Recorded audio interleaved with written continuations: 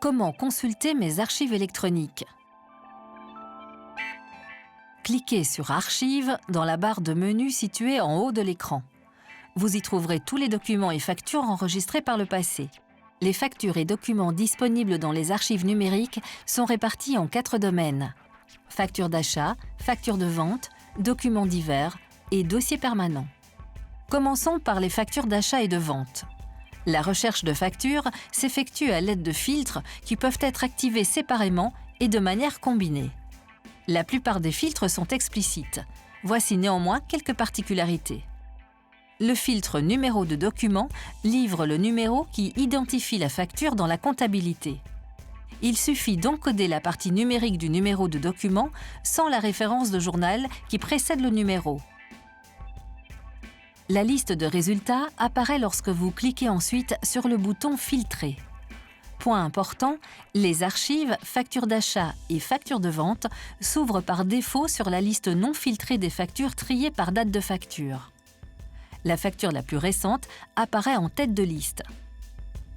Pour chaque document, la liste de résultats fournit les informations suivantes: la date de facture, le document identifié par le journal et ensuite le numéro de document, la période comptable, le numéro de facture, le fournisseur ou client, le montant total TVA incluse, la date d'échéance, payé oui ou non, selon la date d'actualisation des journaux comptables, et enfin la case « Payer » qui peut être utilisée pour indiquer que le document a été traité en interne.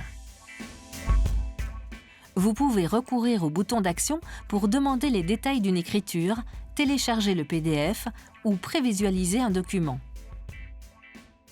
Outre les factures d'achat et de vente, vous trouverez également les documents divers. Cette section affiche tous les documents transférés en format numérique et qui ne sont pas traités comme des factures d'achat ou de vente. La recherche de documents s'effectue exactement de la même manière que pour les factures d'achat et de vente, autrement dit via des filtres qui peuvent être activés séparément et de manière combinée. La liste de résultats apparaît lorsque vous cliquez ensuite sur le bouton « Filtrer ». Pour chaque document, la liste de résultats fournit les informations suivantes: le type de document, son nom, la date du document et les remarques. Comme c'est le cas pour les factures d'achat et de vente, plusieurs actions sont possibles. Dernière section, le dossier permanent. Votre comptable ou expert comptable peut décider de joindre certains documents transférés sous l'intitulé « Documents divers » vers le dossier permanent.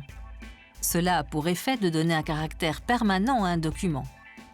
Typiquement, cela concerne des documents qui ne concernent pas une seule période comptable, tels que des contrats avec des tiers, des permis, des titres de propriété, etc. L'onglet « Dossier permanent » fonctionne exactement de la même manière que l'onglet « Documents divers ».